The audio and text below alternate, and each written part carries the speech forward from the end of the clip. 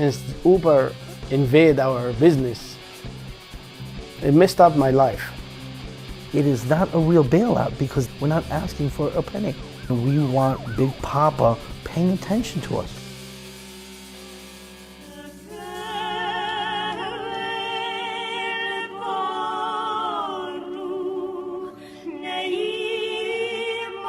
When Andrew Murstein hired pop music star Nicki Minaj to headline his son Matt's bar mitzvah, it was an unusually conspicuous flaunting of wealth by one of New York City's leading taxicab magnates. Newsweek estimates that Minaj might have been paid as much as $500,000 for the gig, which entailed taking a personal photo with every single prepubescent boy in attendance.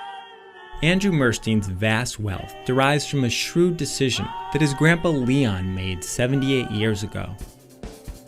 In 1937, New York City issued what ultimately amounted to 13,437 taxi medallions, a special kind of license that conferred the exclusive right to drive a cab in the Big Apple.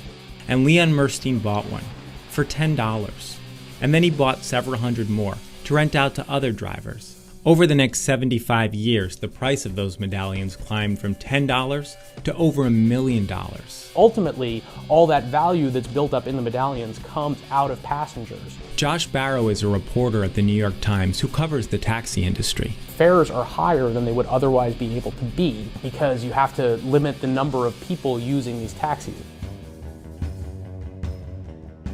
Over the years, the city tried periodically to break the medallion cartel to make life easier on the riding public, but to no avail. And then in May of 2011, a new company rolled into town. Welcome to Uber. A reliable ride is always just minutes away. Let's get one. These are all the cars in your area and how close they are. For roughly 2.5 years after Uber's arrival, the taxi industry kept thriving. In November 2013, Medallion Financial, the publicly traded company that's run by Andrew Murstein, saw its share price hit a 13-year high. But as more and more Uber cars took to the streets, the stock plummeted, ultimately losing about half of its value. The average number of trips taken in a cab each day has fallen, and average fare box revenue has fallen. The front of this taxi garage in Brooklyn is jammed with parked cabs because the company that runs it can't find enough drivers to hire. They'd all rather go work for Uber. It really is remarkable how these monopolies that couldn't be broken for decades were broken so quickly, but I think it was because of Uber moving first and basically saying, we're going to show people how this can be different, and then we'll have the fight about whether we want that different thing or not. The Mursteins diversified out of the medallion market long ago, so they'll end up rich no matter what happens. But Gene Friedman, the city's largest single medallion holder, with an estimated 900 to his name, is in deep trouble. He's been sued by the Attorney General for ripping off drivers, flagged as a tax delinquent, and a handful of the taxi garages he owns have filed for bankruptcy protection. In April, Friedman arranged a private meeting with bankers, medallion owners, and elected officials to build support for a city bailout. It's a scream by a child for attention. What you're doing is a scream for That's correct. For a child. That's right. This side of the industry is a child? No, is that the message? We are absolutely, we're all children of the city. We're all children of the city and the city council and of City Hall. His idea is that the government should step in and offer a loan guarantee so taxpayers would take the hit if medallion prices were to keep tumbling. It is not a real bailout because we're not asking for anything, for a penny here. The problem is that the city is guaranteeing a repayment on a medallion loan at a level exceeding the actual market price of a taxi medallion. Then the city is going to be left on the hook for millions and millions and conceivably billions of dollars in lost value on medallions. Now, what people like Gene would say is that there's just a temporary disruption in this market. It's like 2008 after the financial crisis. And if the government just steps in and acts as a guarantor, things will go back to normal. But that's not what's happening in the taxi space. There's an actual solvency problem here, which is that the real value of a taxi medallion has declined because you cannot generate as much profit off of a taxi medallion as you used to be able to. I used to work hard to get my dream come true in this country. Sweet land of liberty, yes. Ala Khalil is an Egyptian immigrant who spent years driving someone else's cab, about 90 hours a week. In 1994, he'd finally saved enough to make a down payment on his very own medallion, which cost $178,000. Between 94 and 2013, it was a really good life. Since Uber invaded our business, It messed up my life. Less fares to the airports. They took all the airports. And we used to see a lot of people in the street. And now people are waiting in front of their houses with the iPhones looking for the Uber to come. And they never hail us anymore.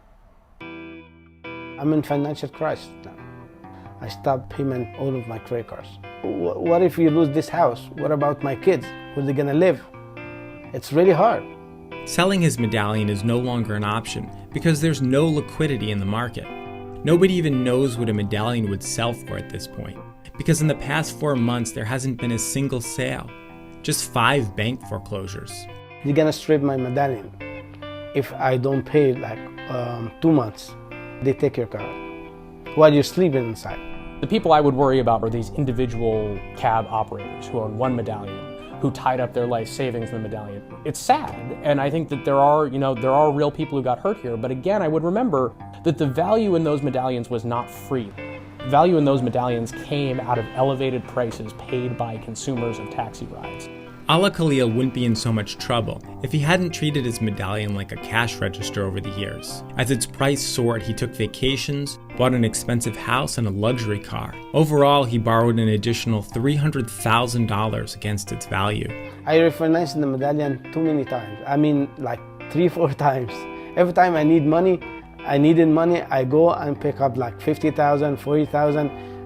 It was a lot of money in the medallion. Now I have nothing inside. This is an argument for why you shouldn't create a medallion system. Not every city exposes small investors to this business of making big bets in public policy. And we should try to build our economy not around the government creating extra opportunities for people to make those sorts of unwise investments. Uber has been unequivocally good for taxi customers. And as even Khalil acknowledges, it's also been good for many drivers. It's a good opportunity for immigrants, yes. Because they're gonna find a new job and fast and make money fast. My nephew is an Uber. He's been here like 5 years now, and he makes as much as I make now. I'm happy for him, but I'm not happy for my family.